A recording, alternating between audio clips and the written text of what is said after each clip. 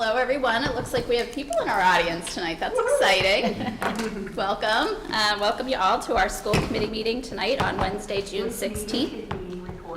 Oh. Get that out of the way. Since we know tonight's meeting is being recorded, those attending tonight's meeting should be aware that the meeting is being audio and video recorded by APAC and ASRSD. Any audience members who wish to record any part of the meeting must inform the chair, who will announce the recording. This is to comply with the Mass Wiretap statute. The listing of matters are those reasonably anticipated by the chair, which may be discussed at the meeting. Not all items listed may in fact be discussed, and other items not listed may also be brought up for discussion to the extent permitted by law. So I'll call to order the regular session tonight at 6:32, and I'll ask that everyone stand for the Pledge of Allegiance. I pledge allegiance to the flag of the United States of America and to the republic for which it stands, one nation, under God, indivisible, with liberty and justice for all. Thank you. Michelle, will you call the roll, please? Mrs. Granger. Here. Mr. Quincy. Mrs. Reshoots. Here. Mr. Rupert. Here. Mrs. Simmons. Here. Mrs. Span. Here. Great, thank you. We'll move on to public participation. That will be done via Zoom tonight. Mike, can you just let me know if you see anyone that? At this time, there is no public participation. All right, we'll give them 30 seconds to write in the chat.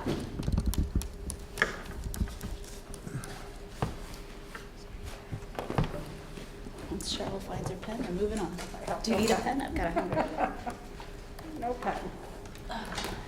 Teacher with no pen. The lady that does the closings.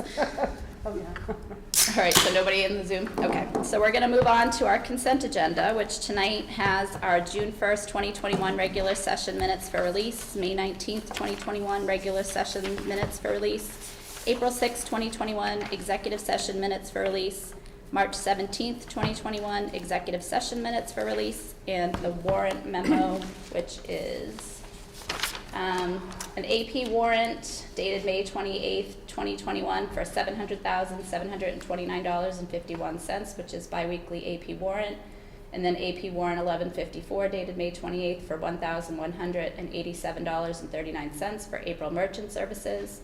Also payroll warrant 25 dated June 4th, 2021 for $748,371.93. That's the biweekly payroll warrant for fiscal year 2021. Payroll warrant 25.1 dated June 4th, 2021 for $40,133.57, which is athletic and Schedule C stipends, and payroll warrant 25.2 dated June 4th, 2021 for $20,000, which is sick leave buyback. So I'll entertain a motion to approve tonight's consent agenda. Make a motion to approve the consent agenda as read. Thank you. Second. Moved and seconded. Any other discussion? All those in favor, please say aye. Aye. Any opposed? All right, so that's approved. We'll move on to new business. Item A, recognition of retirees. So it's kind of weird to call Jonathan a retiree. Although I guess you are retiring from the school committee. Jonathan served or was elected to the Air Shirley Regional School Committee in May of 2015 and just left us in 2021. So he served 2 terms for 6 years. He worked tirelessly on the Fields project, the first go-round, the second go-round, and the third go-round, and he is continuing to serve on our Fields Committee. So thank you, Jonathan, for sticking with it and with us. He also served on the Superintendent Search Committee for Dr. Malone and Dr. Renda, and was a great asset to the school committee on the negotiations team for contracts with both the teachers and support staff units. Jonathan also has a special feature of being an Air High School graduate, so he had some familiarity with the district and the building and all the history that's here. And we're going to miss Jonathan for his organization, his professionalism, and his humor. I can't look at the Friends pivot term without thinking of you. You will always, forever be the pivot in my life. So, Jonathan, on behalf of the school committee, we want to give you a gift.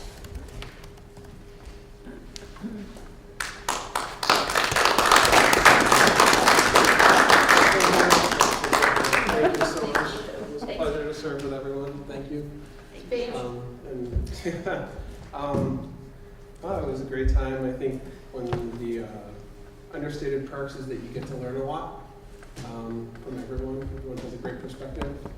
I certainly never stopped learning through this. I wish everyone could have the look and to see how a district is run, like the school committee gets. But enjoyed my time, Dr. Malone. Thank you. I wish you the best in retirement. And, so thank you. Thank you, Jonathan.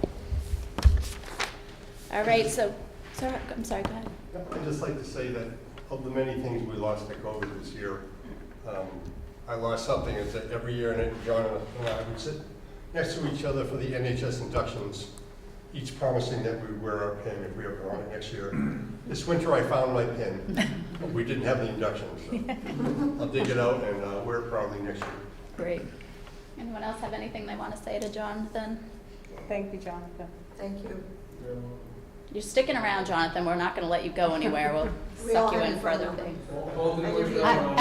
I would, if I don't mind, Jonathan, thank you very much for your support over the last 6 years. And you served as a chair, and so the superintendent works very closely with the chair, and thank you for being an excellent chair, as Michelle and Joyce, and I think that was it here that served as a chair, because it's very important that the chair and the superintendent work very closely together, solve problems together, and guide one another and navigate through running a school district and school committee meetings. So thank you very much. You're always true professional. Thank you. I was going to say, I did have a laugh today earlier when you mentioned to Jess how you used to call Jess early in the morning, and I'm like, I was a recipient of some of those phone calls too. That's what happens when you drive to work, right? I said, I'm going to make the most of all my time. Which she must have hated when I was the chair, because it probably went right to voicemail. 'Cause I was, Oh, it was usually a text, 7:30. Can you talk? And I'd be like, oh man. Half an hour until you get the kids on the bus. Yeah. Yeah. Thank you. Thank you. we also have a gift for Joe Malone, who couldn't be with, Joe Malone, Joe Leone. There is a Joe Malone in the There is same a Joe family. Malone. There's several Joe Malones. There's a Joe Malone I'm married to. Yeah, there's a few. Yeah, well, it's not that Joe Malone. It's Joe Leone, who has served on the school committee for, was he here? He joined in April 2019. And so we have a gift for him that he'll get at a later time. So Joe, if you're watching, we thank you as well for all you did for our school committee. This next one isn't so easy. For those of you today, there was a beautiful reception for Dr. Malone to thank her and wish her well in retirement. And on behalf of the school committee, I think we all feel we can't thank you enough for all that you've done for us and for the Air Shirley Regional School District. In your 7 years with us, we have seen so much change for the better and growth amongst our students, staff, and us as a school committee. You set the bar high and worked tirelessly to help this district achieve its goals. We're sad to see you leave us, but we're so grateful for all that you've done and wish you nothing but the best. As we saw today, you have a beautiful family, and I can't blame you for wanting to spend more time with them. So it's a bittersweet moment for all of us to see you moving on to happier times, but we're sad to leave you. And you're leaving big shoes to fill. So thank you. You'll be missed. Thank you very much. Anyone else have anything they want to say to Dr. Malone before I present her with her present? Jim, please. Like most endings, I think the best way to start is the beginning.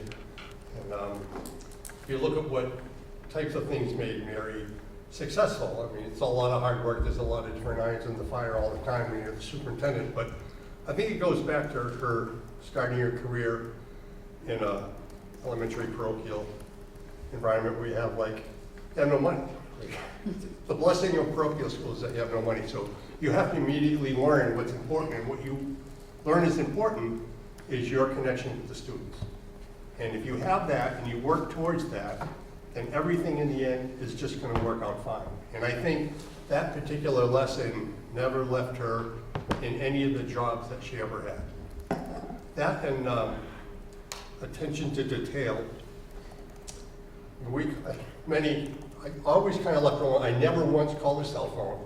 I never once called her office phone. I would always run it through Michelle, because she's got more important stuff to do, and I said, whenever she gets back to me, fine, and she'd always politely receive me and listen intently, but at the end, I'd always say, now you've got all this information, I just unloaded on you, do what you want, because this is just like a meddling thing. But whatever you do, I'm just gonna back up what you do, because you have a really good compass, and you're gonna take this where it needs to go, because you have more information than me. This is just more information in the file, and decide what you wanna do. And she also learned, and like everybody jokes about the blinds at Page Hill, right? You know, and at a certain level, I thought it was just beautiful that Dr. Malone's office is in Page Hill for Fred Debbie. I just thought that was just perfect. I mean, they always had a great event over there. Now Fred just got to see another standard in a different area. But where that comes from is that Mary also knows, like, if you don't pay attention to the little things, if things are messy, if grass is overgrown, if the flowers are dead and nobody does anything, then nothing else seems to matter either. So everything from the teachers, from the administration, from the support staff that take care of the buildings, everybody has to do their job to make it all work. And that was another great gift that she gave to us. When it comes to why I know she's going to be successful in the future, is that she doesn't live in the past. Everything that has happened to her in her life, and all through the 7 years here and everything before, brought her to where she is today and to the person she is today. But she's not looking backward. She's happy for that, and that made her a part of who she is. But the best stuff is still ahead, and she is aware of that.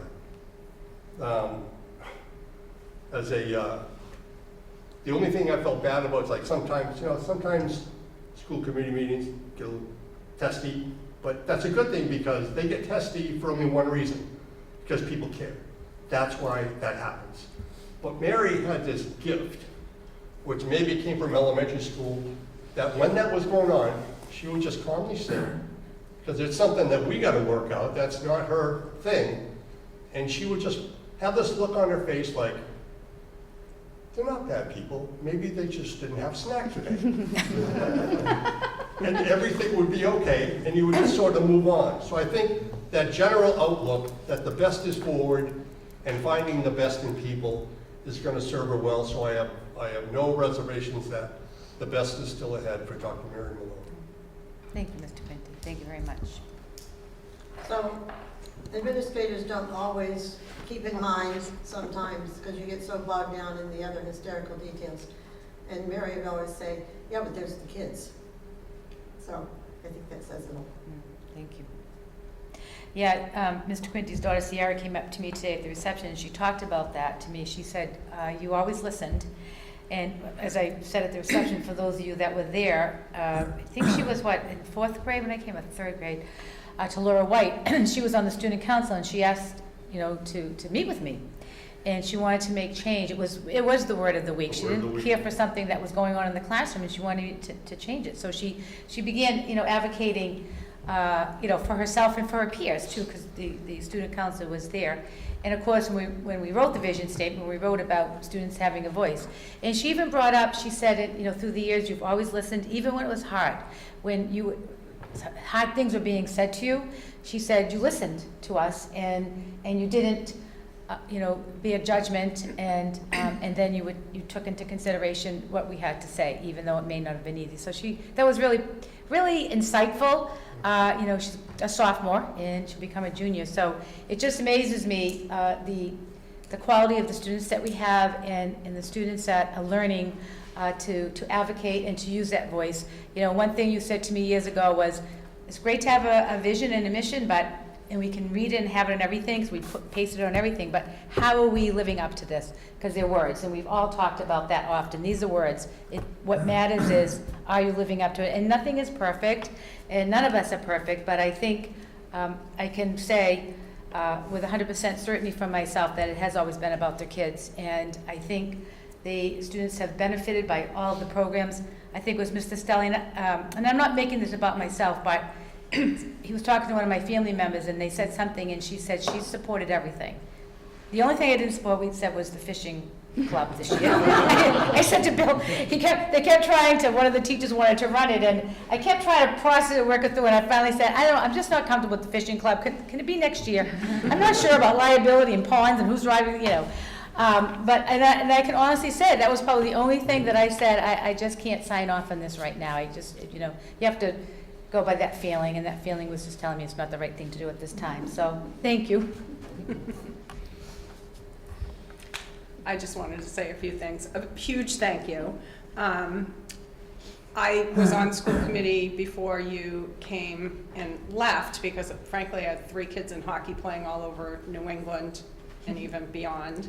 So there was just no way I could come to meetings.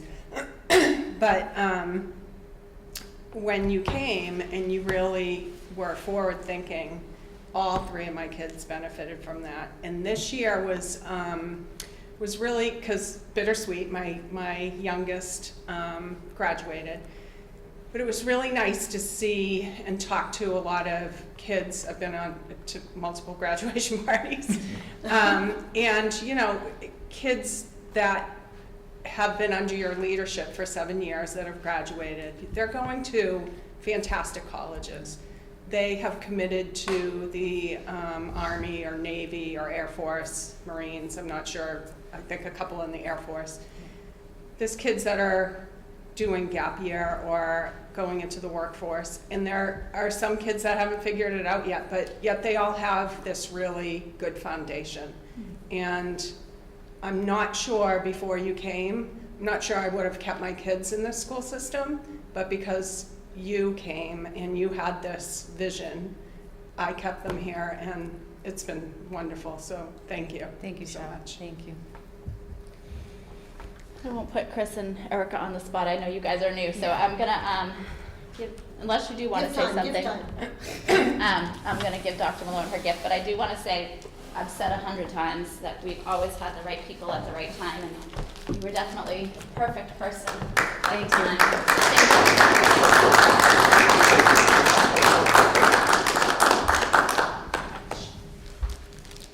Yeah, Joe. You want me to open? Sure. Be happy to.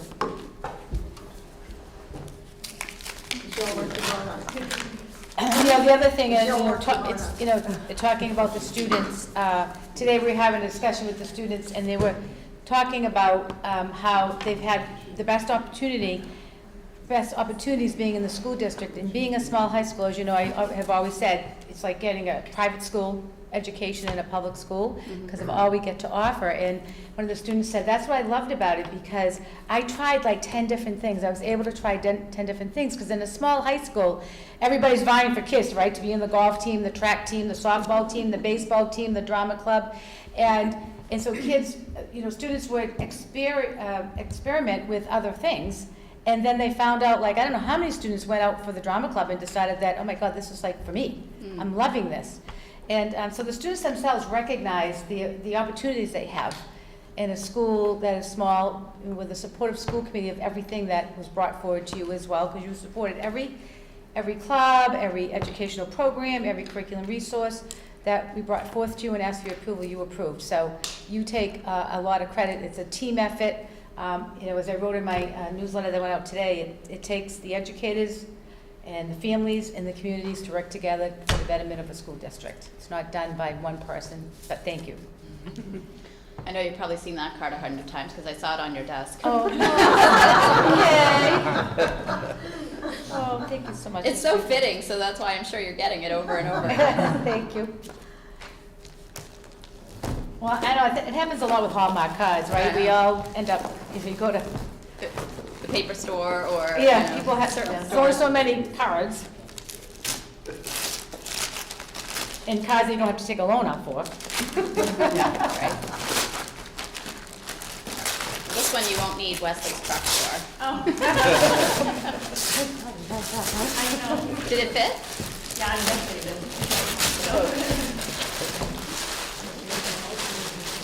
So Dr. Malone got, I don't know, for you guys that weren't at the reception, she got this beautiful, the planters that are outside every building with the flowers, so they made her a beautiful planter with some flowers and a nice Air Shirley logo on it. I'll show you a picture. The best gift ever. I loved it. Yes. Oh, this is gorgeous. Your dedication to the ASRSD Regional School District. Just lovely. Thank you so much. Thank you. Beautiful.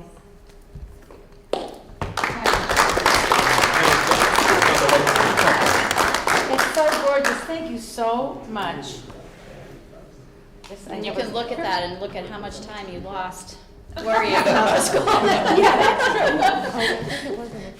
I know, you know, it's funny, and I was thinking, like, what will I think about or do July 1st, like, put my phone down for one and stop checking.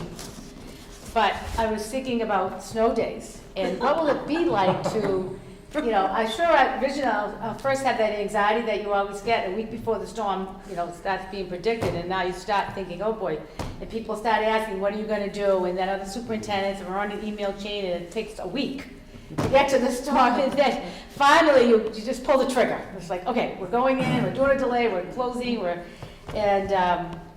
it's, and after, you know, after I send out the message at 5:30 in the morning, and I've made the decision when we're done, I sit down and I say, my God, and it's, you know, it's really, it's stressful, really stressful. Yeah, because And you know, when I first got into central office, and I would, heard retired superintendents, and they would say, you know, no more snow days, and I thought, wow, that's like a trite part of the job. It's such an important job, but I get it now. No more snow days. Can enjoy a storm. But thank you. This is gorgeous. I really appreciate it. Thank you. you're welcome, thank you. We'll just text you that first snow day just for old time's Yeah. sake. Oh, I'll be looking for ASRSD across the bottom of the TV. You're going to wake up at 5 o'clock and turn on the TV. Oh yes, I absolutely will. All right. Thank you, Dr. Malone. Thank you very much. So we are going to move on to the introduction of our high school representative for the 2021-2022 school year, Mr. Christie. Thank you. Good evening, Dr. Malone and members of the ASRSD Regional School Committee. I'm thrilled to be able to be back here in person tonight and presenting a rising senior to be the ASRHS student representative to the school committee. This year, Ms. Cheyenne Sequeira did an amazing job telling you about the various events at the high school and her search for a post-secondary plan.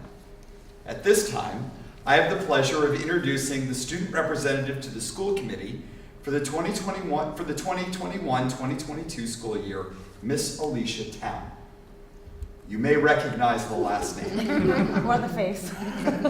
Miss Town is the daughter of Mrs. Michelle Town, and the resemblance to her mother is striking. If you've watched a volleyball match, you will have seen Miss Town as a fiercely determined competitor and a constantly cheering teammate. It may also be the only place where you will not see her 100-watt smile. Miss Town is an incredible young woman who is a leader on the ASRSD Regional High School Student Council and has recently been inducted into the ASRHS chapter of the National Honor Society. Beyond her extracurricular pursuits, Miss Town can be seen enjoying Mr. Donovan's multicultural literature class, which she had mentioned as her favorite class, or actively participating in any of the other classes in which she excels. Thank you, Miss Town, for representing the high school for the 2021-2022 school year. Congratulations.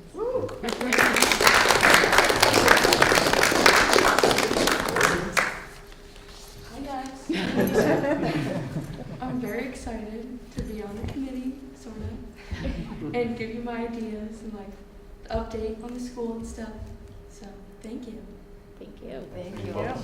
We'd love to hear what your ideas are and your classmates. Anything you hear that you think we need to hear about you, let us know. All right. Thank sounds you. good. We can try you, we can put a trial for you right now. What are you doing this summer? I'll be working. Good. Enjoy it. I will. We'll Thank put you to work in the fall. Okay. Congratulations, Alicia. Thank you. Thank you, Alicia. All right, so we're going to move on to item C, which is the approval of the superintendent contract between ASRSD and Dr. Adam Renda. It should be in your drive, so hopefully everyone's had a chance to look at it. So if there's any discussion or any questions, I'll take that now. Otherwise, I'll entertain a motion to approve. I make a motion to approve the contract with Dr. Adam Linda and the ASRSD Regional School District. Second.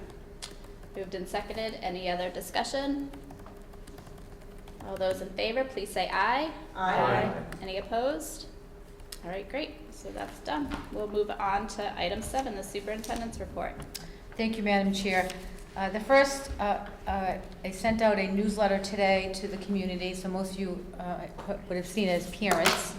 And then I put a copy for you, Joyce, in your drive. So I'm not going to go over it. It speaks for itself, but there was a lot of really good information about the district and moving forward and summer programming and information from the counseling corner, the health corner, the athletic corner. And so that's part of my report, and you have that. If there are any questions, certainly feel free to ask me. Mr. Plunkett's going to give an update on the Page Hilltop boiler. Thank you, Dr. Malone. Madam Chair, the Page Hilltop boiler project is underway. The boiler room has been abated, and the old boilers have been demoed, so they've been dismantled and taken out of the room. Next thing we'll do is we're going to power wash the whole room and paint the floor and halfway up the walls, because it's the only chance we'll get in probably another 25 years. So a lot of soot in there. Those old boilers really made quite a mess. So it's definitely very needed. National Grid will be coming in on Friday to start surveying for their trench work. They're going to be trenching from Washington Street all the way up to the Hilltop boiler room. So it'll go along, it'll come off of Washington Street, go through the parking lot a little bit, the side parking lot, and then up the hill to the boiler room. And there they'll put a meter right there on the outside wall, and we'll have our feed for our natural gas burners. So that's where we are right now. As soon as school is out, the plumbing contractor will start doing the loops in the classrooms in the 2nd and 3rd grade wings. Those are all currently on the steam loop, which we'll be taking out, and that will be eventually decommissioned, and we'll have that will be fed from the upper boilers with the natural gas. So the loop work will start in earnest, because that's while the kids are out of the building, that's where we want to focus to begin with, and then the boilers will go into the boilers will come into the boiler room, and hopefully we'll be ready October 1. Okay. We better be ready. Anyone? So it's exciting. Yeah. Go ahead, Jim. And when they're running the new loops, are they putting throttling so the heat output can be modified room by room? They're putting new univents in each room and running the hot water loops from the upper building. They'll connect it to that loop through the 2nd and 3rd grade wing. And they will go room by room. So in case we have somebody in summer school, we'll be able to notify them, and they can move and then move back after they're done. So, any other questions? How much of the parking lot gets affected? Like, will they need to repave, or how's that going to work? There'll be a patch to begin with, and then it'll be up to us if we want to fix that, pave over it eventually. If you notice now, there's already a couple patches out there. Yeah. So you can also see the spray paint on the parking lot where the grid is already marked. There's an old feed by the gymnasium entrance, Okay. so that will be taken out, and then you'll see all the markings for the new trench to go up the hill. They were putting those down last week. Yeah. Does it go, I mean, I haven't seen it, so does it go along the sidewalk there, or is it closer to like the? It kind of goes that one-way exit where the buses come out Yeah. there. When you're looking out from the school is to the right. So that's where the feed is going to come off of Washington Street. Then it kind of cuts across towards the building, not all the way to the sidewalk, Okay. towards the gymnasium side and the cafeteria side, and then goes along the building and then up the hill. Okay. So it won't be too much of an inconvenience. And the patch is usually about this wide Okay.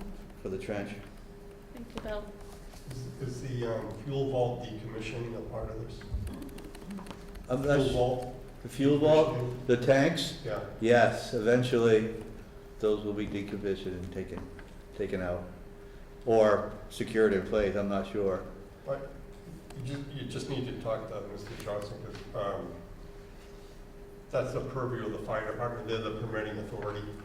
Some will let you leave it in place for a certain amount of time, and other people will require removal on site. So you just have to, whatever Mr. Johnson wants to do, is he's the authority having jurisdiction. So I would sort of run that by him to find out what he wants to do, and he'll be able to give you what he wants and what he expects for timing. Because he's the one that's going to have to approve the hiring of the new boiler and part of the other fuel sources. It's going to be part of that solution. Yeah, we found that out during, after the oil spill, that the fire department is, They're the king. yeah, they're the king of the oil tanks. And did Mr. Wetzel mention that maybe when they're doing some paving, they would extend it for us? He thought maybe there's some extra. Did he mention that? Is that another project I'm thinking of? Yes, there's some paving, I think Moore Drive, they're gonna be doing Yeah, some paving. yeah, And so- so he was gonna get the contractor to do fix the patch. Right. Oh, The good. patch will be Yeah. temporary in the road, Right. and then they'll actually see if they could piggyback onto that project. Good. It'll save us quite a bit. Yeah. It'd be nice. Yeah, Yeah. that was very good. He's been very good. Mhm. Thanks, Bill. A few statistics, nurse statistics and fun facts from Mrs. Renee Payne. September 1st, 2020 to June 10th, 2021. COVID stats. We had 63 in-person cases. We had 87 in-person and remote cases. So that would be the blend. We had 113 close contacts in the district. Pool testing, we conducted 7,582 individual swabs. That was 792 pools, and we had 11 positives from the pools. The Binax Now, so the Binax Now was administered when we had a positive pool. We had 110 Binax Now tests, and 9 of those were positive. We had a couple of where the children, they tested negative. So they were positive in the pool, negative in the Binax Now. And then we had to, and then Mrs. Payne would always contact the Neshoba Board of Health, because then we were saying, what do we do now? And the student that, even though the student tested negative with the Binax Now, had to quarantine, and then the board, and then the parent took the child for a test, and the child tested negative again, and then the parent let the student back into school, which was good, because the student would have had to have been out of school through the last day, so that was very good.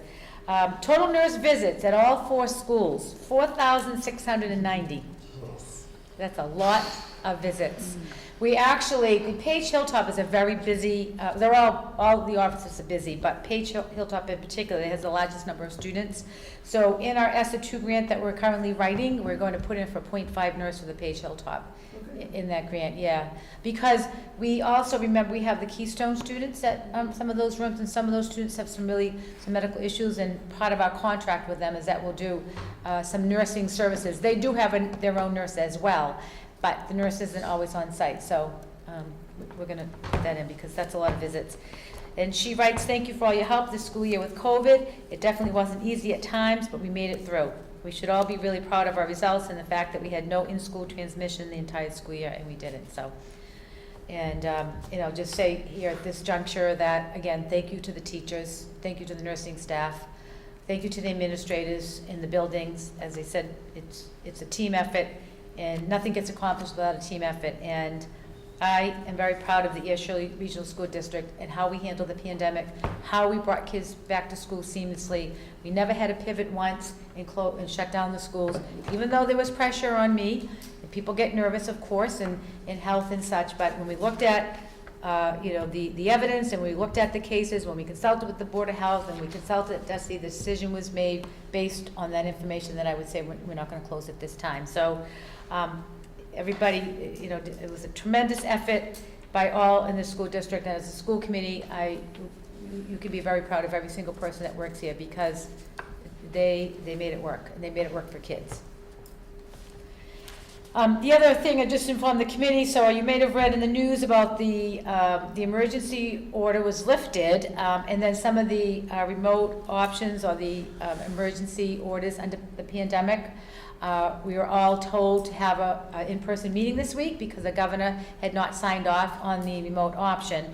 And so the governor has signed the extension bill, which includes the option to hold remote meetings through April 1st, 2022. So just your information. So I think that we talked about continuing with a Zoom option at the school committee meetings for those parents that aren't able to get to the meetings and can certainly access, I think, it's a good model.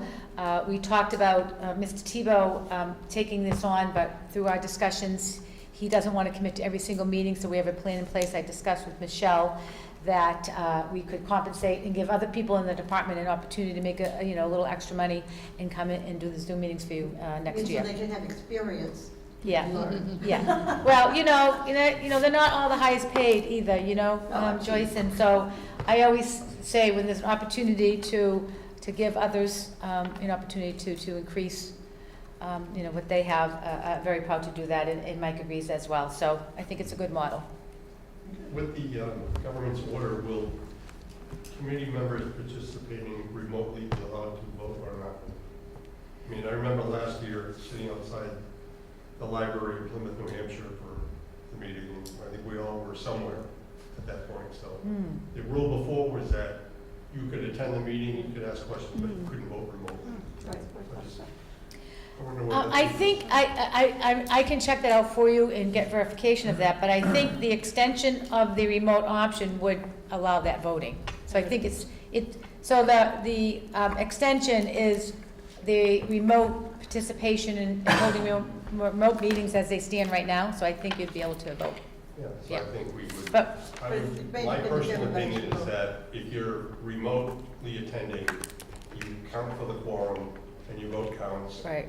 And if the state or somebody wants to file a complaint on that, they certainly can. But Yeah. I think we'll proceed forward with that unless we hear something different. Right. Yeah, I And would say the same, because it doesn't sound like this is just remote option for public. It sounds like it's remote option. Remote. Right, for PM public members. meetings, right, Yeah. it's a condition under the open meeting law that was a provision for when we had, the pandemic and we were unable to meet in person, so, I think what the governor is saying that, remote meetings do work, in cases, and they certainly work for, next year for parent meetings, when we have to do parent presentations and such, I hope that, and I'm sure it will, that continues because it gives access to as many people that want to, and that's what we're about. Joyce? So, they're trying to get the SPED team meetings, I'm sure, to Yes. be in person at some point. Well, I think that, and Trying to. I know it's a consensus of our SPED director and others that work, Mary Beth Hamill, who conducts team meetings, and parents, they really like the remote option better. We have our SPED teacher over here because, especially for parents, because, special ed meetings are held during the day, and people work. And so a lot of times for families, the parent has to leave work, and again, I'm gonna go back to compensation for people, then you have to lose, if you're an hourly employee, now you're losing 3 hours, travel back and forth and all that. So I think that the recommendation would be that the special education meetings stay remote, because I think, again, it works for parents and it benefits the student. I would say that we've had an incredible increase in participation from multiple parents at a time, which is great because, when, like you said, in the middle of the school day, only one parent can come, especially those that are being paid hourly, and now we're getting 2 parents, we're getting grandparents. It's, people who are very involved in the child's life and the child's care are being able to come to the meetings through Zoom. I mean, some of them on their phones, and that's fine, but they're able to participate, so I think it's a great option. Yeah, I for think it's, equity. efficient. And you just keep in mind too, that the special ed remote meetings, there are opportunities for parents, guardians to meet in person as well as school personnel. So it isn't something that remains totally remote for families, because certainly conferences or other meetings are coming into school to pick up the students or attend events. There is that personal interaction as well, so which I think is a beautiful blend. I would just add on the point of voting. So this weekend I got to go to the Charting the Course training, and they said you can vote in a virtual setting, so I'm continuing to that. Oh, good. And then I'm just echoing everything that folks have said around special education. I wish we had gotten to do virtual meetings for my son's IEP meeting, so as long as we can do it, I think it's great. Yeah, it can be at the option of the parent, but I was just certainly- going to say that too. Some, that's a good point. That This is why it's good to talk and think through. So to say to the parent, you have the option of joining remotely or the option of coming in. Because again, I've said to many who, and some have disagreed with me throughout the years, that we are in the customer service business. And our customers are parents and students. And so we have to meet their needs, right? So that they continue to come to our schools. Exactly. Just one thing before Dr. Malone goes on with her report. If we are going to do any kind of remote participation, which we can, if we could just let me know that in advance, so I'll have to work out something with, because right now I'm not even sure how we would set that up so that we could see her here, but I know you would know that and we'd work that out. So just a FYI. So sorry, Dr. Malone, to hijack your report. Not at all. Michelle, that would always have to be notified to the chair. Any Well, I'm just- absences or presences or anything would have to be notified. The Right, chair but would I'm have to just, be notified. with a little bit more notice than maybe normal, because it's something, logistics that need to be worked out, so, anyway, go ahead. That completes my report this evening. Of course, I noted that you have a lengthy parent newsletter that you can read tonight. Thank you for your Thank final superintendent report. All right, we'll move on. Fill 'em in. Yeah, we'll move on to ongoing business. Item A is the 2019 to 2022 District Improvement Plan Status Report. Dr. Thank you, Malone. Madam Chair. So every June, I give the school committee a status report on our strategic plan. This is, as noted here, a 3-year plan which would expire, if you will, in 2022. A couple of things, the school committee members that have been here are very familiar with this plan and the format and get to see the action plan. If you were, as a parent, were to go on to the district website and see the actual strategy plan, you'd see the first 3 pages. Who's controlling the mic? Oh, Mike, go there, okay. So yeah, just go, so you'll see these are the pages, keep going, Mike, please, yeah. This is what you'd see, on the website. This is what we share publicly. Continue down, because we have the strategic objectives. Continue down, please. And that you would see, well, actually, just go back. So then, what's behind that is a lengthy plan that's very detailed. It's accessible to the public, but certainly we don't put it onto the in the website. And so when we wrote the plan, which this plan was the combination of the work of many in the district, administrators and teachers and parents, and so and we came up, we call them buckets. We had 5 buckets that we would work on in these 3 years: teaching all students, educative effectiveness, social emotional learning, district and school culture, and family and community partnership. And then under those buckets, we wrote goals, overarching goals. So for example, under teaching all students 1.1, to build and strengthen inclusive practice through the application of universal design for learning principles in every classroom throughout the district. And again, I wouldn't read this whole thing for you, but certainly the new school committees in particular, if you read it and you have questions, feel free to ask me. I will be here through June 30th. But now if you go down to the next page, you would see it corresponds. So Roman numeral 1, teaching all students. The long-range goal. It is imperative that we meet every student's learning needs. Every child should be afforded the opportunity to learn in an optimal environment that challenges and supports his or her learning. And then, so the strategic initiative, which I just read to you, 1.1, is to build and strengthen inclusive practice throughout the application of universal design for learning principles in every classroom throughout the district. Now, under that are all the actions. So you see how it's written, the action, the person is responsible, a time frame, required resources, the output, and then the desired outcome. So the outcome, the difference between output and outcome is output is usually tangible items that you can actually see, that you've produced. But the outcome are really the high level, like kind of in a logic model. Those are the high level, how is this going to benefit? What are we trying to achieve here? So in the first one of the actions is enroll and participate as a district cohort in the DESE Inclusive Practice Academy focused on UDL. So the outcome for it, the output is going to be a train the trainer model, a book study, and graduate course, summer 2020. But the outcome, the desired outcome, what we're trying to achieve would be UDL implementation in all classrooms across the district, improved academic achievement and growth, increased student engagement. So we have 3 outcomes there. And then we had a legend, and it's either not started, symbol NS, in progress IP, and completed C.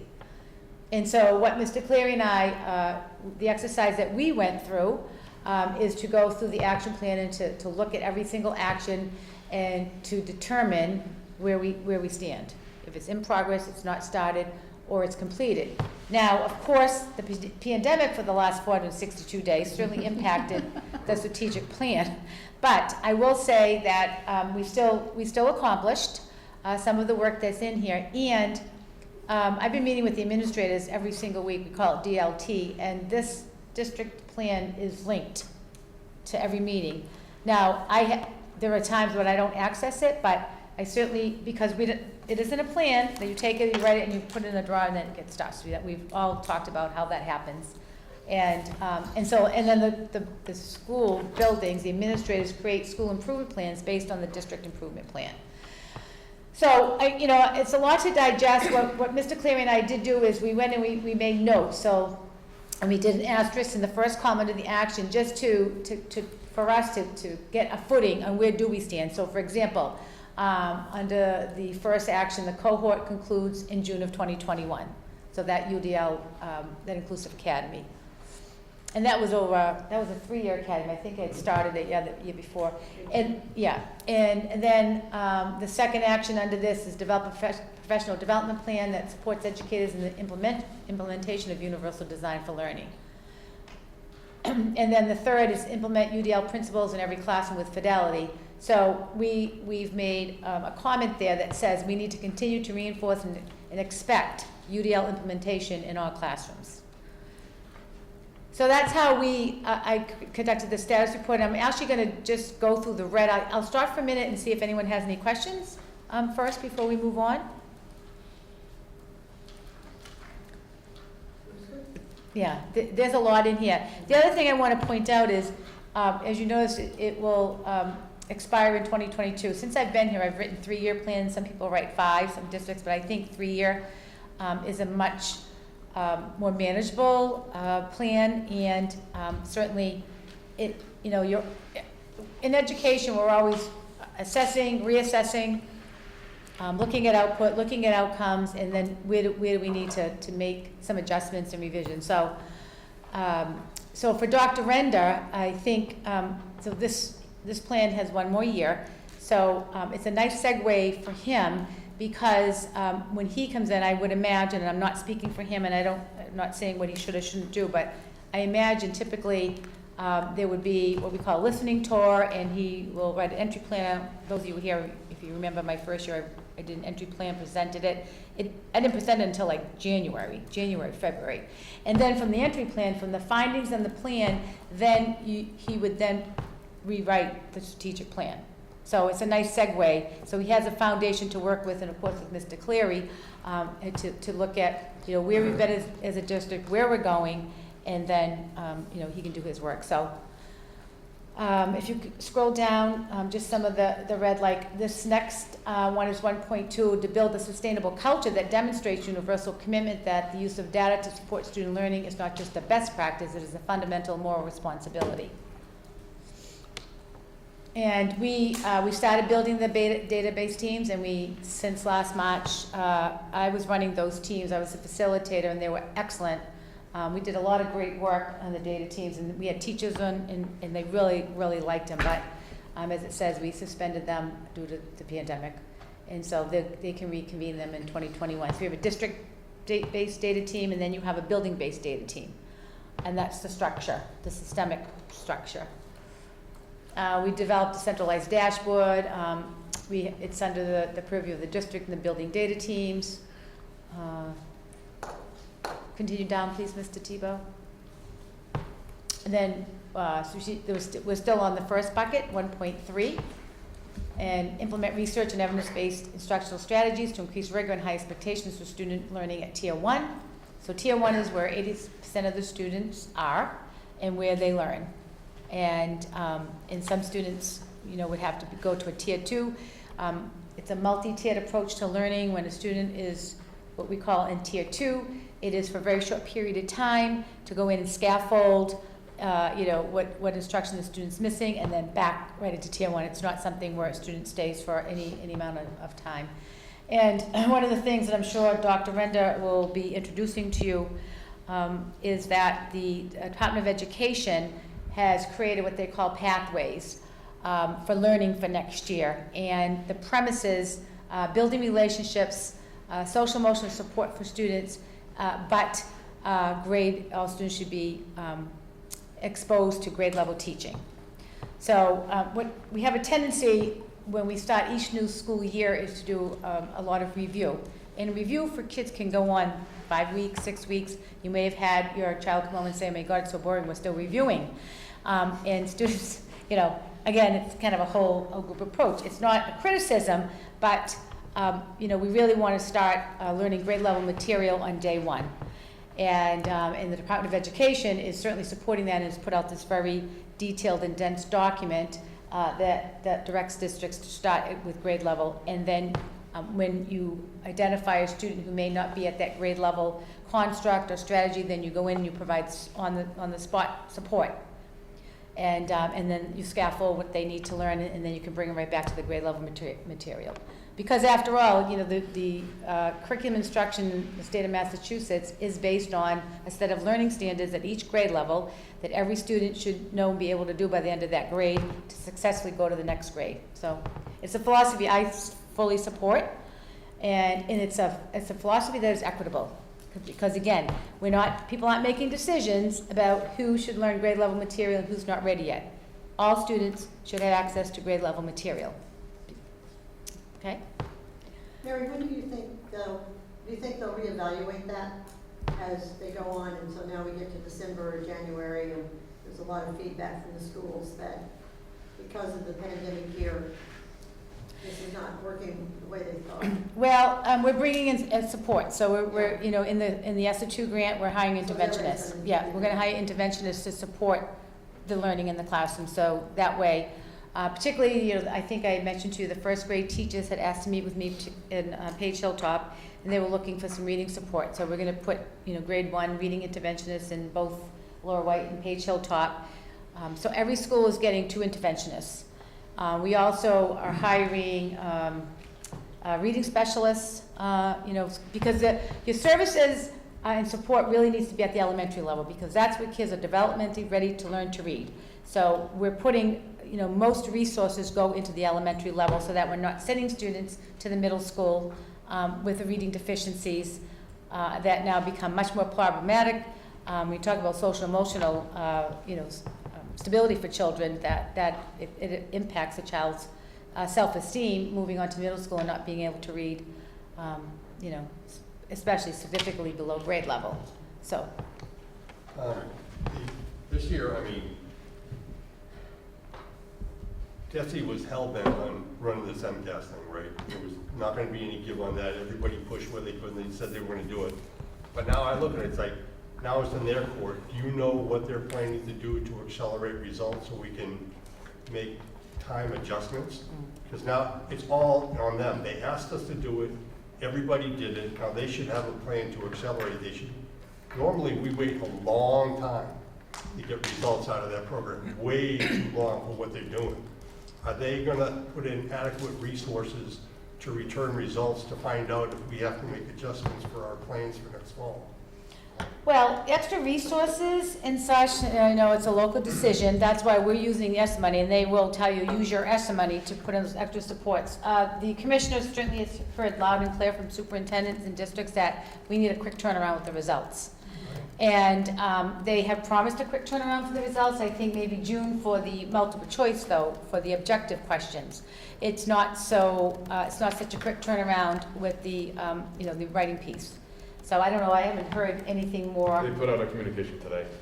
Yeah, we missed the meeting today. There was a party for the superintendent, I think. Slackers. So Mr. Cleary and I were not able to go into that. So we get notes at a quick turnaround, but we haven't really been able to debrief or anything. But back to the roadmap over, Joyce, your question. So phase 1 is the diagnostic and planning, Mr. Quinty, to your question, which is spring and summer 21, which is using those MCAS results. I know there's also a lot of pressure on the commissioner to keep MCAS results embargoed because of the comparison that happens and the judgments and perceptions that are made about districts based on results. And we all feel strongly that that would be what we would prefer, because you had, 4 or 5 different learning models. Some kids were fully remote, some kids were in a hybrid model. Some students were hybrid and then asynchronous. I mean, and there were kids who struggled in all the models.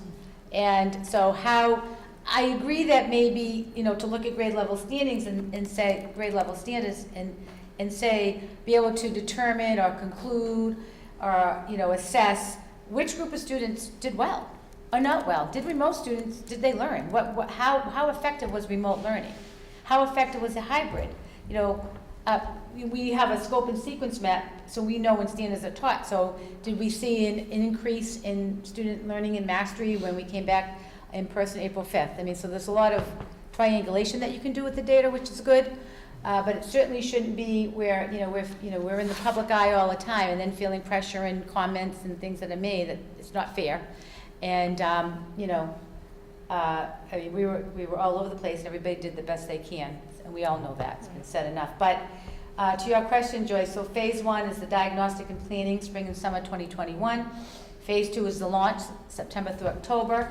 And then phase 3 is the progress monitoring, checking how kids are doing. That's November through April 2022. And then phase 4, this is what DESE has put out, is the reflection and planning, May through June. How did we do? How did it work? And what do we need to change? And one of the things that we did for district that I'll be leaving, for Dr. Render, but we do have one final administrative meeting on June 23rd, is we have students, teachers, and families. What outcomes about teaching and learning do you think worked for your child? So it would be really interesting to see if there's any intersections between each stakeholder about that. So we plan to do that deep dive into that. Those results at June 23rd, and I'll leave that information, what we yield, of course, with administration and with Dr. Renda, because I think it's important to reflect on that. We have to, yeah. And it's really good that we came back at the 1st of April, everybody, not this middle school 3 weeks later and high school, God knows when, Right. Because then everybody was together. So I think we did the best. And I didn't hear too many other people who did that. I'll say it again, and I've said it again and again and again. These teachers, they were 100% in support and behind every decision that was made in this district.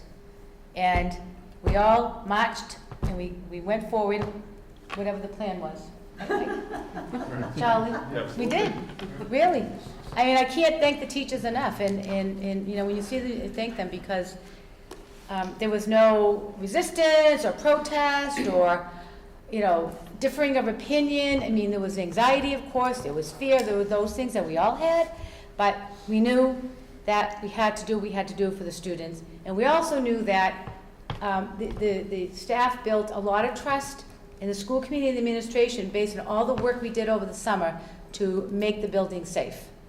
And we did a lot of work, and we spent a lot of money on air filters and PPE supplies and training and such, and so that the HVAC systems, we had assessments done, we were transparent with those reports. So we did a lot of work to prepare the buildings to keep our schools safe. And schools were a very safe place to be. And everybody in the school system, I mean, every once in a while there's a slip up of things, but we don't want to focus on the once in a while things, right? We want to focus on that we adhered to the safety protocols and procedures, and everybody remained safe. And we never had to pivot. So we did not have community spread in our schools. And even when it was getting high in the communities, because the day we were coming back, if you recall, Bill, what happened? Bill and Charlie, what happened to air? It went red. Yeah. Oh, God. Yes. I was like, So, I called Desi right away. I said, no, because they had said if you go red, you got to change all the busing. And we had planned all of this busing. And we said, oh, boy. And she, they said, no. I said, can you put that in writing? So. I'm sorry, go ahead. This might be taking us down a rabbit hole, and you can say, we'll talk about this another time. So feel free to tell me, we'll talk about this another time. I think this point about not remediating is really important, right? Like, you've said it a number of times. TNTP and Zern just had a study of schools who were remediated this year versus schools who didn't, and it was dramatic, the results. I can't quote it off the top of my head, but certainly there was a dramatic impact for schools who over-remediated, which tends to impact Black and brown students the most. MCAS data certainly is a data source, but I've yet to meet the teacher who relies on MCAS data as actionable data that they're able to use in their classroom. I know from the strategic plan that in progress is getting benchmark data to teachers. And Air Shirley has a number of data sources. And so I'm curious what, and at least here, it's about getting data to teachers within the first month. And so I guess my question is, what should we be doing in terms of getting data to teachers to inform planning around curriculum or building leaders, instructional coaches around getting data to think about how we scaffold in year without just going to remediation, and then like what guidance can and should we be providing as we're going to summer and back to school planning so that we don't just fall back on, oh, we're low on this skill, let's just like teach it again, as opposed to thinking about how a particular skill builds into grade level content. I'm going to give that question to Mr. Cleary, and I'm just going to make 2 comments. One, you're correct that the MCAS is one data point. One of the things that happens when you want to administer benchmark assessments early in the school year is oftentimes teachers feel like, I need time to review with the students. And that isn't where we want to go. So we keep trying to push the benchmark assessments early and early for what you just cited. But Mr. Cleary, I'll let you respond further, please. In the strategic plan, there's a piece in there. Forgive me. The strategic plan, there's a piece in there about making the data accessible, as you referenced. There's also a data dashboard component that's connected to that. And so over the past 2 years, we've implemented a data collection process where the teachers have information that they input into the system, and then as part of like the building-based data teams, or more importantly, the grade level data teams, that then data is then shared back from an analytical standpoint with them. In addition, we're making changes to our benchmark assessment calendar. That was a task that we work, typically I do a lot of that work over the summer, but we started that work in earnest a few weeks ago, especially since we've been talking quite a bit about reading assessment information and so on. At the end of this year, we also did some other benchmark assessments to close out the year, just so we'd have that data so that we would be able to build and assemble all of this information so the teachers would have it when we got back to school. And then that process will take place over the summer in terms of having those conversations with the principals to make sure that they're leading those conversations in their teams. Great. So not to go completely down the rabbit hole, that's kind of like the But bigger picture. Yeah, so, we would like to assess, you don't want to assess them right when they first come back, but I think it's important to assess them. But I think the important part about yielding data points is triangulating data. Mm-hmm. So it's not, what did the MCAS data say, what did the START, say, what did the writing say, because you really want to be able to get a holistic picture of the student, not just based on one data point, and that yields a lot of good information. And I'm a former ELA teacher, and certainly writing, it's almost like a spiraling curriculum it builds. So it's very, some teachers would say, well, I need to teach before we do the writing benchmark assessment. No, let's just give a writing assessment. Very, very simple at start of school, and then you're able to assess all of the students, by assessing the writing. Okay, where do these students stand in relation to the grade level standards that now need to be taught? And then you build, and then you develop your units and your lessons right around that for your students. And then you may have students that may need a little bit of scaffolding and some reteaching. And one of the things we know about brain development, that the older a student gets, the quicker they can learn material, the quicker they can be taught, the gaps and move to the grade level. Do you keep the same assessments for all of the school systems, or do they kind of fragment according to the different, like elementary, middle school, and high school as far as your data? So is a child's data at a certain point going to follow them all the way through school, or does it fragment a little bit because maybe one school to the next may be a little bit different? So it's a district-wide assessment calendar, benchmark calendar. I'm going to, again, give it to Mr. Cleary, but it's a district benchmark assessment, so every school does the same. Okay. So STAR reading is like K through 8, but go ahead, Mr. Cleary. Right, we have some different tools that are in each of the grades, but ultimately what we're assessing is very similar. So to your point about connection between middle school and elementary as an example. In the elementary grades, we may use one or different reading assessment. So we use the BAS, a benchmark assessment system. We use DIBELS, which is a quick kind of screener for reading competency and such and fluency. In addition to that, we use like something called the STAR reading assessment, which is a diagnostic tool. And then there are several other assessments, like quick things that teachers will do to get information on students. At the middle school level, the STAR is replaced with an iReady assessment, but it's still measuring the same skills, just in a different way. Okay. So we're tracking that progress for students as they go through, but typically assessments are a little different in each of their grade levels.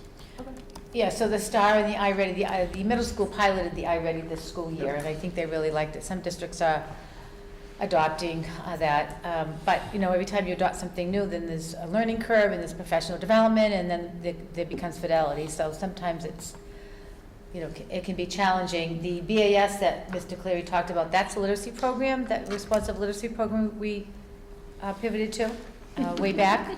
I remember Mr. Norton had made a donation of $70,000 for that program. So that's a one-on-one assessment where a teacher actually sits with a student and the student reads a passage. And then the teacher takes notes. And I love that type of assessment because, number one, it's one-on-one, the teacher and the student. The teacher actually is able to just observe that particular student in their reading habits and make notes. And you know, when you're in a classroom and you teach it, when you think about it, you really don't have a lot of one-on-one time with students, right? It's usually small group, you know, or your whole group. So I really advocate for that assessment because I think it really yields a lot of information to the teacher about the student and the student as a reader. But it takes time to learn how to administer the assessment. It takes time in the beginning. And teachers feel it's very hard for a teacher to say, I'm just working with this one student and what are the other 19 doing? But the other 19 can be doing very good constructive work, you know, in learning centers or what. But it's a struggle for teachers to say, oh, geez, I'm just working with this one and I'm not giving, you know, teaching the others. But they can be learning the others, you know. So we've been doing it now, well, I don't know when I came, but 5 years ago or something. So we keep working at it. I hope that answers your question. Okay, great, thank you. So back to the report. Again, I won't continue to go through the red, but a lot of things are still in progress and some things are complete. And you know, in school systems, like if you go down to the last one, it says use classroom data to inform instruction in collaboration with colleagues and specialists, e.g. common assessments, formative assessments, end of unit assessments. And a formative assessment is like a quick assessment, you know, teacher's teaching, you know, I don't know, something in math, and the teacher stops and assesses the students right on the spot who's understanding what I'm teaching. Because you want to get that information while you're teaching. You know, how many times you've all been students, the teacher taught you, sometimes you had a quiz, and then all the time you had an end of unit test, and how you did is how you did, right? And Sal Khan will tell you, if a student even gets a 98, the student didn't learn 2% of the material that was on that test. So you have to think about that. Even though we rarely say 98, that's the best grade. But they still didn't learn 2% of what was on that test. So that's why the formative, you know, assessing as the learning is occurring, the teaching and learning, it yields really good information and helps students master the material. The only other thing I'll point to, I think it's 4.2, Mike. We did add a goal this year. As you know, we were, the administrative team participated in a book study. We have one more chapter, chapter 10, under cultural proficiency, which we're going to do, right down there, Mike, the last, as part of the 2021, stop there, please, yes. There were 10 chapters, and then there's a whole resource appendix at the end of it with some really good activities. But chapter 9 today was creating the action plan.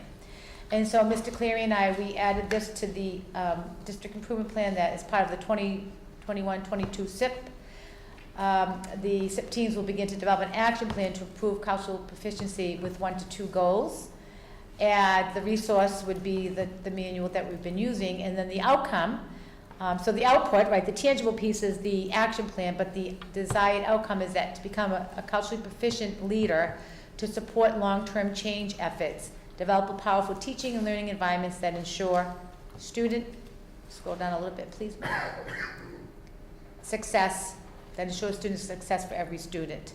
So the other thing we'll do on June 23rd is when we met today, we asked the school leaders to bring the school improvement plans so they can do an assessment of those plans as well in concert with the district improvement plan, make them aware of the goal that we've added in here, so when they go to write their new plans and bring them before you, you should be seeing a goal.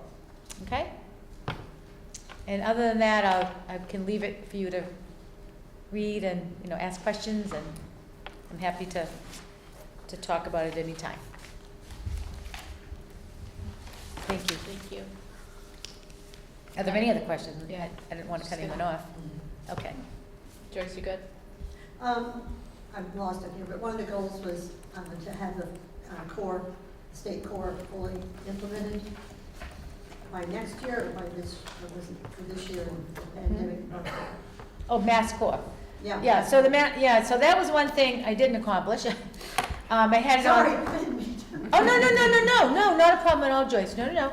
And the reason why is, we had a new high school principal, so the implement Mass Core is a graduation requirement beginning with the class of 2025, right? So Mr. Christie is going to be working on that one, but they're in the process of doing the NEASC review and the developing a vision of the graduate, so we decided we would wait, because my recommendation for that implementation would start with the incoming 8th grade. So you'd want to be able to tell the current 8th grade that beginning at 9th grade, you'll have to meet this program of study to get a high school diploma. The one thing and the reason why I had it as one of my goals long ago is because we're very close.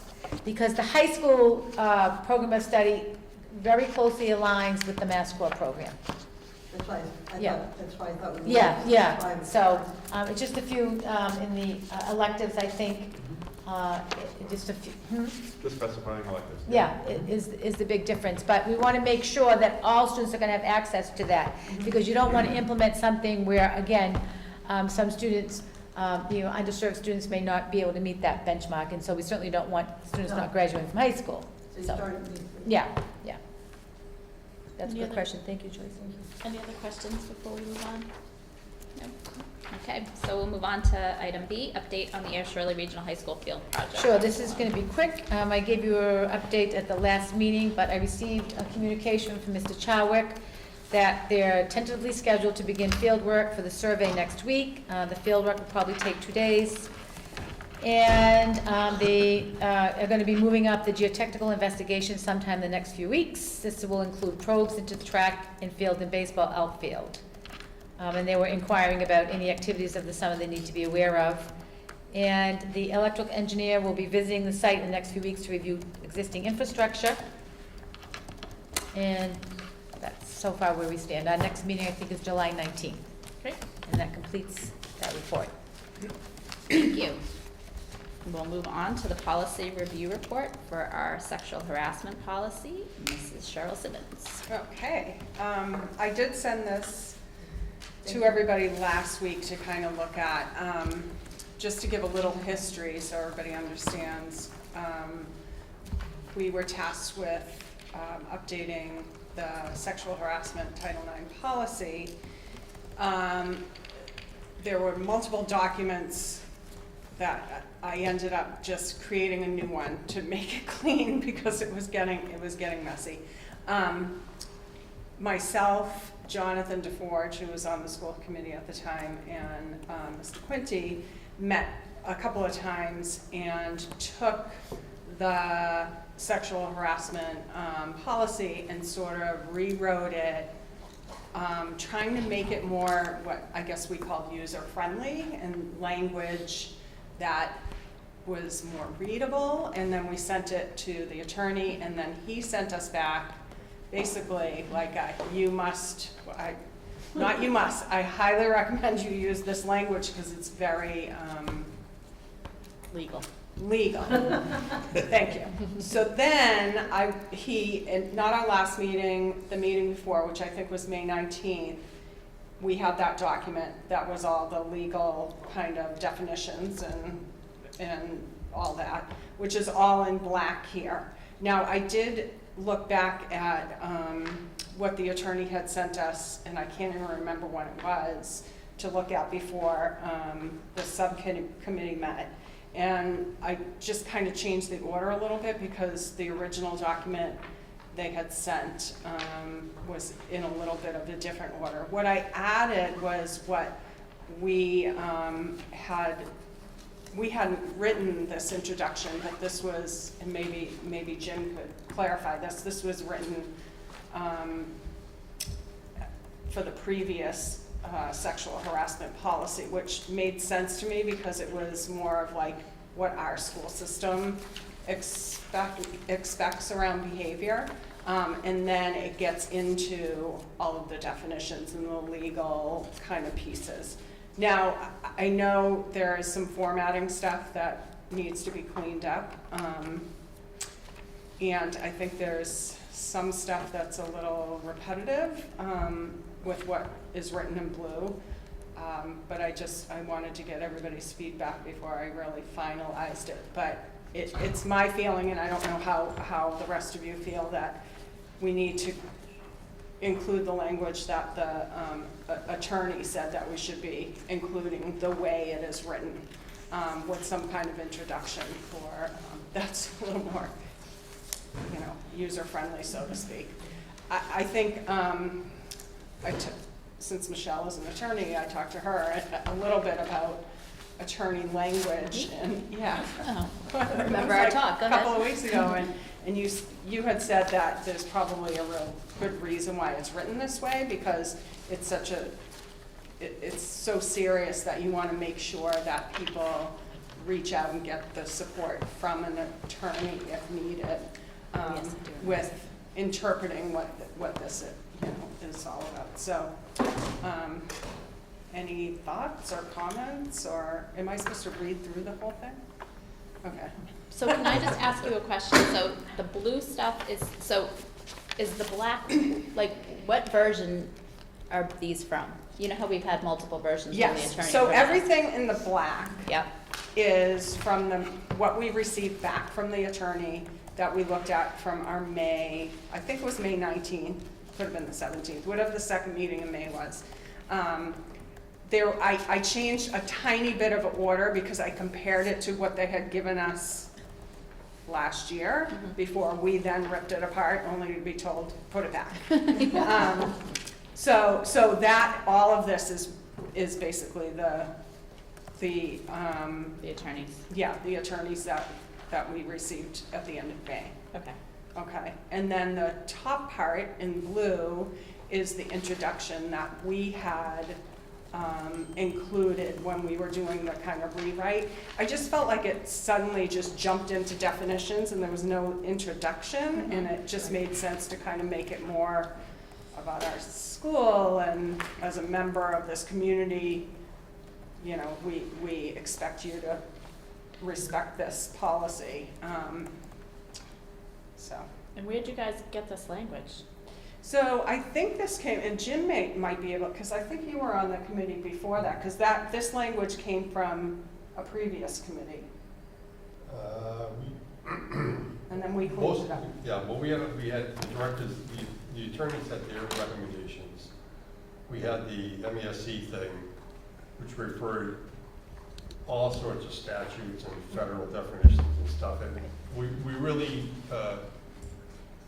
struggle, because when you take a look, our basic philosophy with the policy manual was that we would expect a regular parent with a high school education to be able to read it and understand what it means. Not that you get, every nuance and all the legal terms and the rest of that, but, the stuff that came out of MASC and the first round with the attorneys was impossible, absolutely impossible. We deleted a bunch of stuff, and we found out later, it's like, well, we strongly recommend you put it in because you're required for this. Now, it's kind of a politically charged thing now, right? So you have to understand that if anybody ever reads this, you're already in trouble, right? That's why people are looking at your policy manual. They're not but they're also looking to the manual for help to figure out what's gonna happen. And I think we did a good job making sure that if you were a person, either someone who was being harassed or a parent of someone, that you would have a very clear idea of what needed to happen next and what the roles and responsibilities were. And I think we did a good job with that. I think the introduction was a good addition. Yeah. 'Cause it overall states, look, this is what we're trying to achieve. And then after that, there's some things with who you notify and timing and all the rest of that, and that's just gonna be the way it is. You're not gonna have any control over that, but I think we did a good enough job removing references to statutes, and you can add that all into the reference page at the end, but overall, I think it's, for what it has to be, it's utilitarian enough for what we need. So I'm looking at the version that you guys had done as a group and then sent to Kevin Bresnahan for his initial review, and that included this introduction that he had made just a couple of minor edits. Does it reflect his edits? This introduction? Yeah. I believe so. Okay. I can go back and double check, but Okay. yeah. Good. I think Erica had a question. I'm sorry, Erica. No, I didn't have a question. My comment was I think it's a very good meld between having common language and then having the definitions we need. Because the approach that I took with this was I said, in the event that this were to happen to me, first person, a parent, my kid, whatever, looking at the policy the way it's written, I think there's a lot more relief in the introduction before you get into the definitions if you're not someone who's familiar with that kind of language. So I think it's just a very good blend. Even if there's a little bit of cleanup, I think that ultimately we've got our goal here. Good. That was it. Thank you, Okay, Erica. great. Sorry I Okay. missed. So then what's the next step? Obviously, some of the formatting needs to be cleaned up. I did not know what file number and stuff. I'll get Yeah. So we don't need to send it back to the attorney again. We can clean it up and then vote on it? Title it, clean up, number it, and you have to have the numbers on there and stuff for you to call it first. Yeah, so maybe that first meeting we do. Can I just ask a clarifying question for Michelle? So this, what you'll bring back for final approval goes from here and stops at policy ACAB, correct? Because I have my stuff stapled together, so I just want to be sure, Michelle. Easier. Yeah, because we had different versions. So Yeah. this first Yeah. piece, it ends, the last page, is maybe easy for me to say, the last page ends on the referral to law enforcement of the Yes. agency. Okay. Yes. Okay, so this is the piece that you want Michelle, she will prepare in final form to bring back to your August meeting for your approval. That would be great. Okay. Okay. And we don't need to send it to the attorney because what the attorney has sent you has been incorporated and you feel comfortable, right? Okay, perfect. Everyone good with that? I'm Okay. good with, so, I think the document's great. Jim, to your point, like, if we're looking at this, we're probably in trouble. And again, maybe this is a topic for another day. Do we feel good about the things that we're doing in communicating students, teachers, staff, this group about sexual harassment? It would be up to the principals of the schools. So like, do we feel like we're doing the things that we need to do so that this document can live in a folder and collect dust and we don't have to look at it? Right. So a couple of things. We had a Title IX training this beginning of the school year for the administrative team. We have linked our former sexual harassment policy in our staff handbook, so they'll have access as we talk about it. It's also done, we have a mandatory training at the beginning of the school year, annual training for all staff in the district, and this is part of that mandatory training as well. The other thing I've been doing, and I will suggest to Dr. Render, is that once a policy is finalized by school committee, I give it to the administrators so they're aware of it, and so they can implement it and understand what new changes have been made and what new policies are now part of the school committee, which we all have to follow. We can, once you approve it, I'm sure he'll know to bring it back to the team, maybe during, I think your first meeting's before the retreat that was scheduled in August, yeah. So, that might be something good that he could bring in and review it with the administrative team, that this is now the revised or new sexual harassment policy. And then it'll be updated in the staff handbook that they get at the beginning of every school year. and then it would be updated in the mandatory training. Is there a vehicle that this type of information, or this situation that exists everywhere, is somehow incorporated at a classroom level? I think we've all sat through enough nightmarish, let's all sit in the auditorium while someone does a presentation on, you name it. You're like, total waste of time, right? Where things really get bounced around, the way you make an impact on students is like, some teacher, it becomes some part of some plan somewhere where their class that's used to discussing things and knows all the personalities in class and knows all that, get to bat this around for a while. I don't know if there's a vehicle to do that, or. Well, it would be part of the student handbook as well, information. Now, the problem with the student handbook is, for a parent, is it's about 45 pages, correct? And so the whole idea, and this is something I would like to see happen more often, is that the student handbook is discussed with the students from the parent perspective and the teacher perspective. You know, highlighting sections in it and reviewing sections for the students, because so then they're aware. Because you send it home and a parent signs off on it, and then you have a problem, and you bring the parent back to the student handbook, and you say, well, this is in the handbook. But of course, it takes a long time to go through that handbook, and I have yet to come up with a solution to condense such a long and lengthy document for families. But certainly, a letter that goes home when they send it out, to say there's a new section of harassment policy, we want you to be aware of it, and talk to your children about it, that kind of thing would also reinforce for families and students what is in place and what everybody has to adhere to. Even to Cheryl's point, just the introduction section.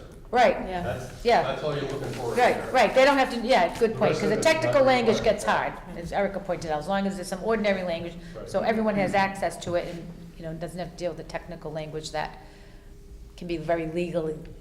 Is there any way to incorporate it in an advisory, with the kids doing advisory, in the high school level and even at the middle school level, to maybe have a day where that's the topic, just so that, to Jim's point about discussing it in a classroom setting, I don't know if that's something that could be addressed or brought up, that, this is new to our district. And go ahead, Erica. There's I've been involved in training. I just had another piece of it today around restorative justice, and to your point, Jim, it's like, well, how do you get to this to be part of the normal conversation? And it feels like whether you do it in advisory or it's just empowering teachers to be able to have those conversations quickly in the moment when things might be turning in a direction, or they hear something or whatever it is, to be able to pull some of those questions that we are trying to use through restorative justice into your everyday sort of interactions and engagement with kids. And I know that is happening more and more, especially with the younger teachers and their training to become teachers. So I like the idea of even pulling more of that into advisory, because those that haven't been through some of these trainings that are less punitive and more about growth, you like that, growth, then maybe an advisory is a good way to have those kind of conversations, and have kids practice, those kinds of It's asking questions and answering questions, because there's always, to any kind of behavior, they're looking for some sort of reaction or reward or whatever it is. It doesn't come out of nowhere, so. I think that's a really good point about advisory, and the wonderful thing about advisory is we now have a director of school counseling who can oversee advisory and give teachers support in the work that they're doing in advisory, because you need that leader. And at the middle school, we have a structure for advisory, but really it's on the teachers and what they decide to do. Each day it's different for every single class, every single morning. I went there for 6 years, once a month. And they did a good job, but it really wasn't around anything like this. It would be, a lot of it was about students and friendships and school and things like that. Good topics, but now Lorraine. So I'll bring this up to Lorraine as well and mention it to her, and then of course the new team can it'll be on your agenda in August, and they can strategize how they think that should be rolled out to school and to the students in particular, so students are aware of. Because again, education is power, and if you don't know what you're liable for things, because kids are young, kids are innocent too, and these are serious, this is serious.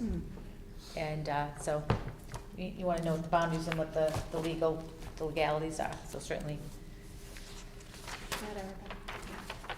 So one suggestion that I was thinking of, because I know there's probably going to be multiple opportunities, would be to have a central repository. So I'm sure every teacher must have some kind of laptop or somewhere that they go. So with whatever is taught, I don't want to say taught, but whatever happens at the retreat and the information that's given out, any brochures, you can kind of marry that with the idea of advisory. And if there's a central location, like for instance, on the units, we have a public file that's on everybody's desktop, and they can go to it and quickly access the information. So if you put the policy out there alongside whatever material you have, it's a little bit easier for them to access and then have conversation or, advisory suggestions, so that they kind of have it at their fingertips.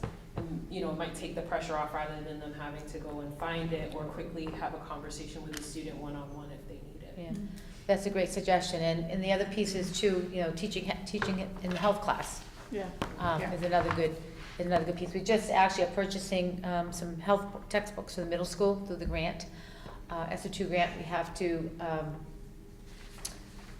spend so much money on social emotional health, that's not why we're doing it, but the health program at the middle school needs to be more formalized, and so Steve Kendall is working with the phys ed teachers and along with Mr. Cleary around that curriculum. So it'll be a more formal class at the middle school kids, and it is a formal class at the high school as well. So I think they need some text at the high school. So that's certainly another place where it could be taught to students.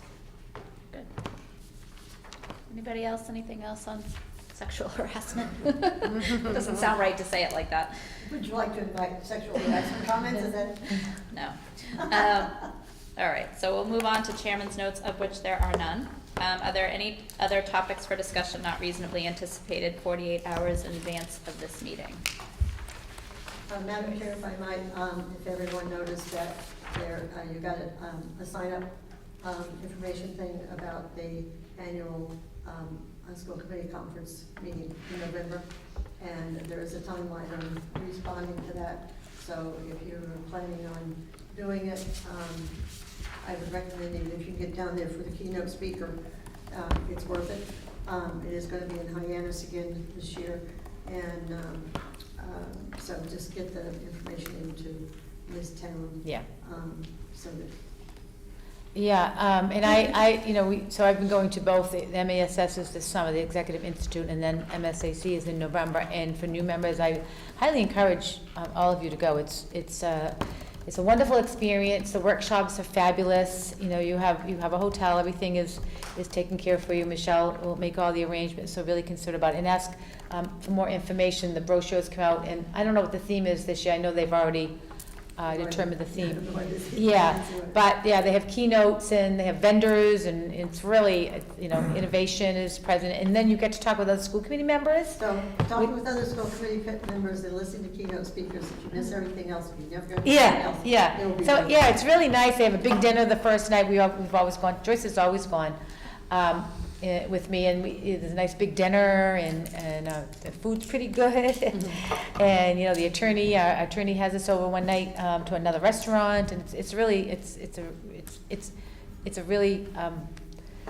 informative, productive, and I think just being able to talk to your peers, other school committee members from other towns, I think is really, really beneficial. So if you're able to do it, I strongly suggest it. Sometimes there's big surprises when you talk to people from other towns. Yeah, it's really interesting.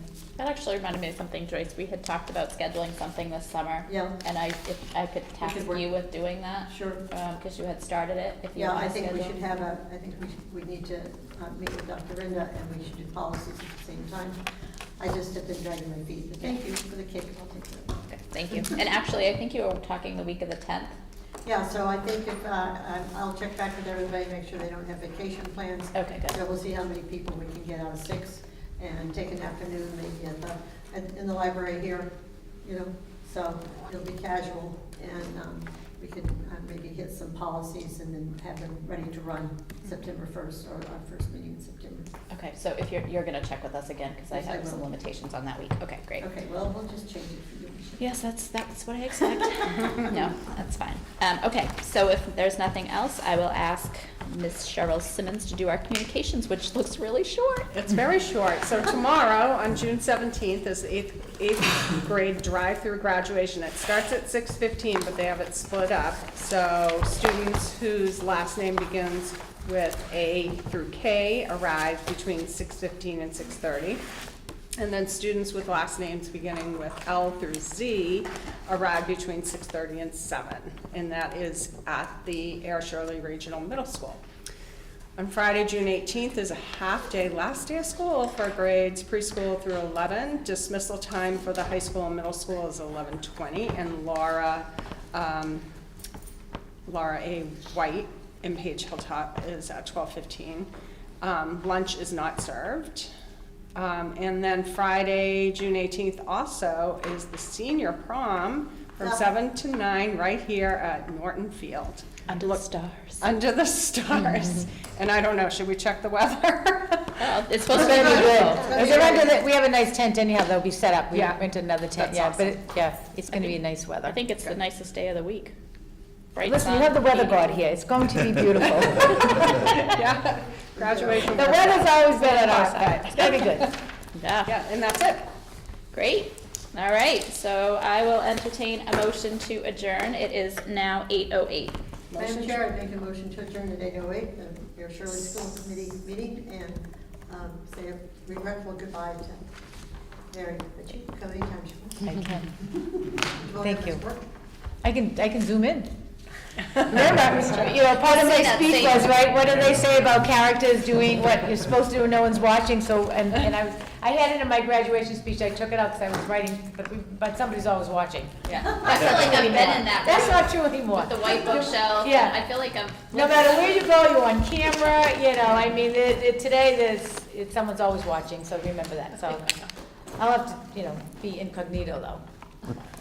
Anyways, well, thank you, again, thank you. Keep the chat. Thank you to all of you. It's been great because it's not only in the school committee and being my supervisors, but we developed a friendship and a good relationship along the years. That's been special, and I appreciate that. And we've had some laughs, and We have your number.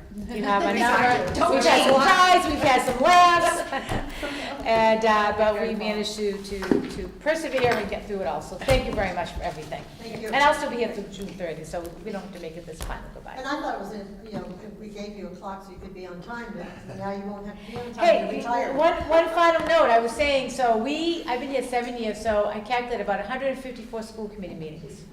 Wow. Those 7 years. Well, then I have the same number. Yeah, and I've never had to miss one.